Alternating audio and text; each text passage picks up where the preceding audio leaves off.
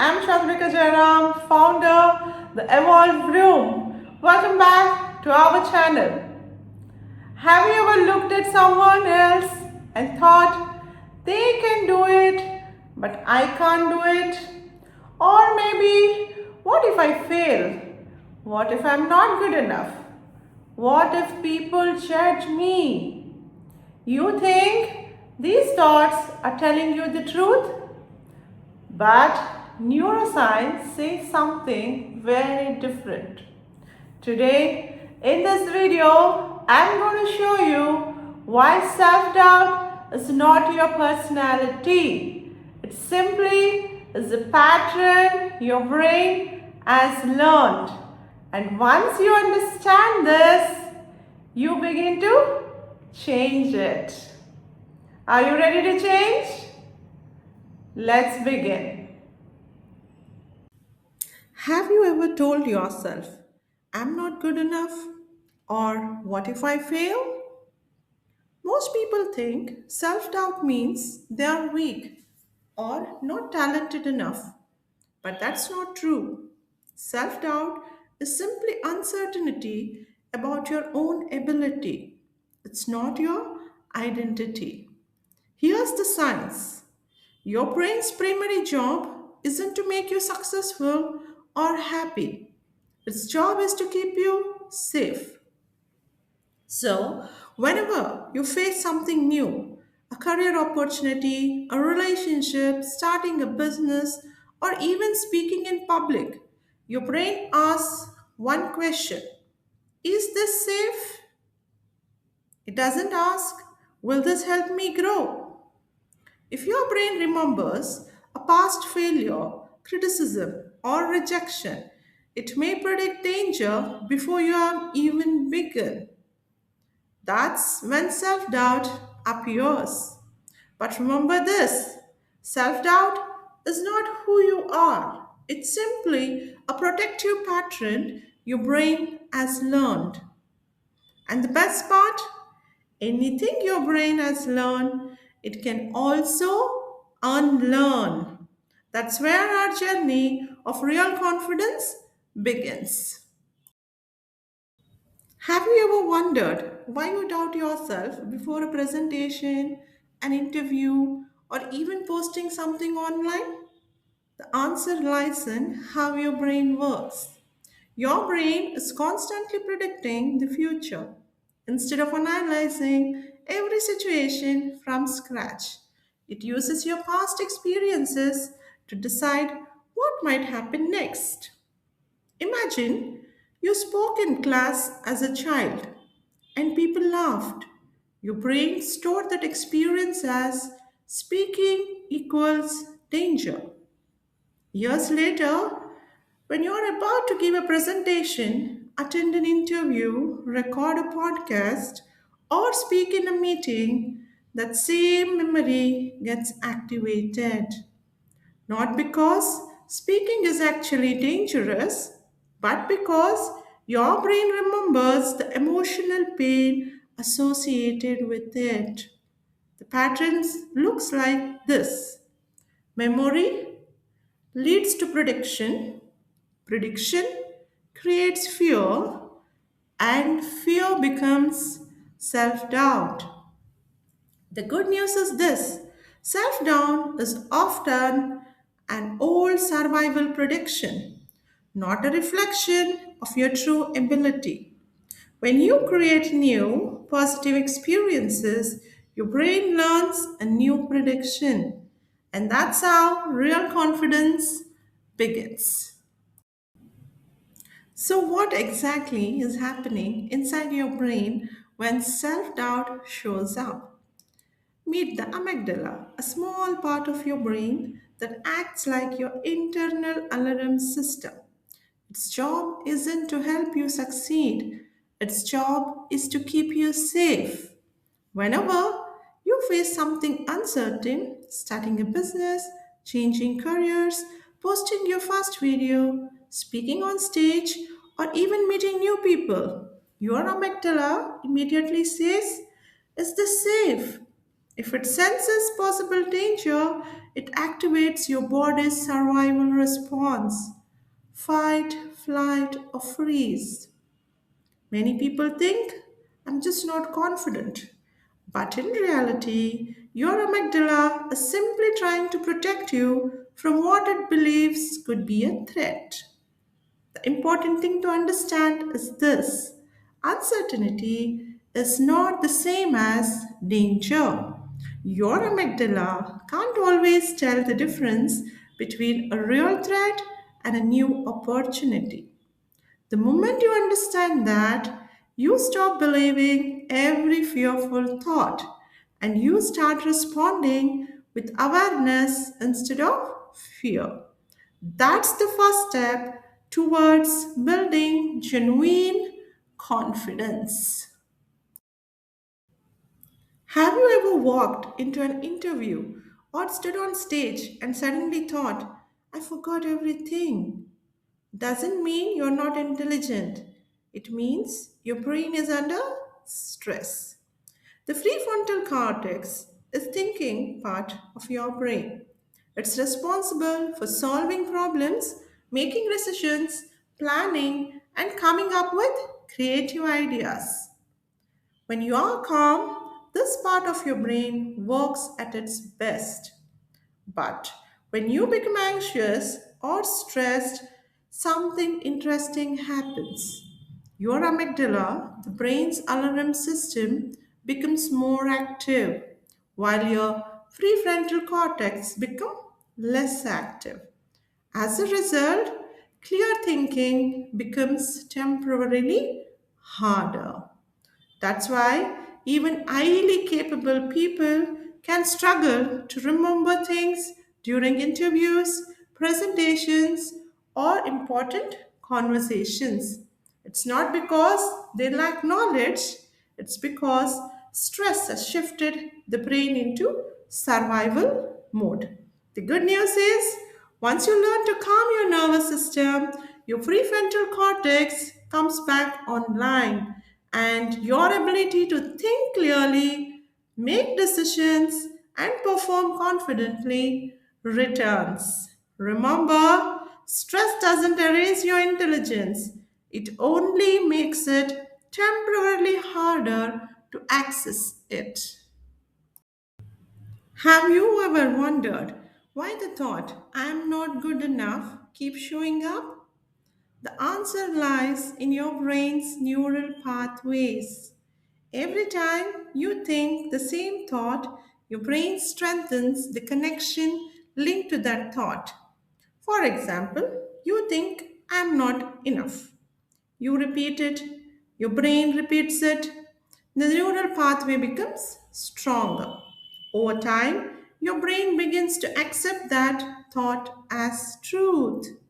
But here's what's important: it isn't truth, it's familiarity. Your brain simply becomes efficient at repeating what you have practiced the most.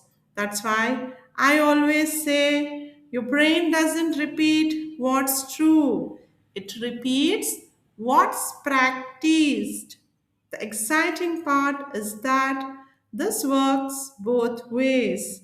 When you repeatedly choose healthier thoughts and take small positive actions, you begin creating new neural pathways. With enough repetition, confidence starts to feel familiar instead of self doubt. Remember, your brain isn't fixed, it's always learning. So, what you have practiced in the past can be replaced by what you choose to practice today.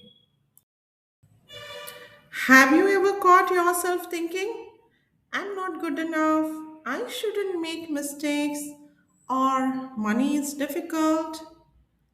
What if I told you those thoughts may not have started with you? As children, our brains are like sponges. We observe messages from parents, teachers, relatives, and the world around us without questioning them. Phrases like, you're too emotional, Good girls, stay quiet. Who do you think you are? Can quietly become subconscious beliefs. Years later, we repeat these beliefs as if they are our own. But here's the truth: children observe, adults repeat. The beliefs that once protected or shaped you can continue influencing your decisions, relationships, confidence, and even your success without you realizing it. The good news is this: you are not broken, you were programmed. And anything that was programmed into the mind can be reprogrammed with awareness, repetition, and new experiences. Your past may have shaped your beliefs, but it doesn't have to define your future. Have you ever made one small mistake and immediately thought, see, I knew I wasn't good enough? That's not the truth. That's something called confirmation bias. Confirmation bias is your brain's tendency to look for evidence that supports what you already believe. If you believe, I'm not capable, your brain starts searching for proof. One mistake, one rejection, one criticism. And your brain says, see, I was right. But here's what's fascinating: it completely ignores the 20 times you succeeded, the compliments you received, and the challenges you've already overcome. Why? Because your brain loves consistency. It prefers familiar beliefs over objective truth. That's why it's so important to question the stories you tell yourself. Ask yourself, am I seeing the whole picture or just the evidence that supports my fear? When you begin noticing your successes as much as your mistakes, you start changing what your brain looks for. And when you change what your brain looks for, you change what it believes. Now comes the most beautiful part of neuroscience: hope. Your brain is not fixed, it's constantly changing. This incredible ability is called neuroplasticity. Every day, every experience, every repeated thought, every new action, and every emotion creates new neural connections in your brain. In other words, your brain is literally rewiring itself. This means you're not trapped by your past. The thoughts you have repeated for years don't have to define the rest of your life. Each time you choose a healthier thought, each time you choose a courageous step despite your fear, you're teaching your brain a new way of thinking. Little by little, those neural pathways become stronger while the old ones begin to weaken. So, if you have been telling yourself, I will always be like this, I want you to replace that with this truth: I am changing every single day. Because remember, you're not stuck. Your brain is adapting. And as your brain changes, your life can change too. Now that you understand where self doubt comes from, here's a simple exercise you can use anytime it shows up. Step 1: notice it. Instead of saying I'm a failure, simply say I'm noticing that I'm doubting myself. Don't fight the thought, just observe it. Step 2: ask yourself, what memory or past experience in this connected to? This helps you separate the past from the present.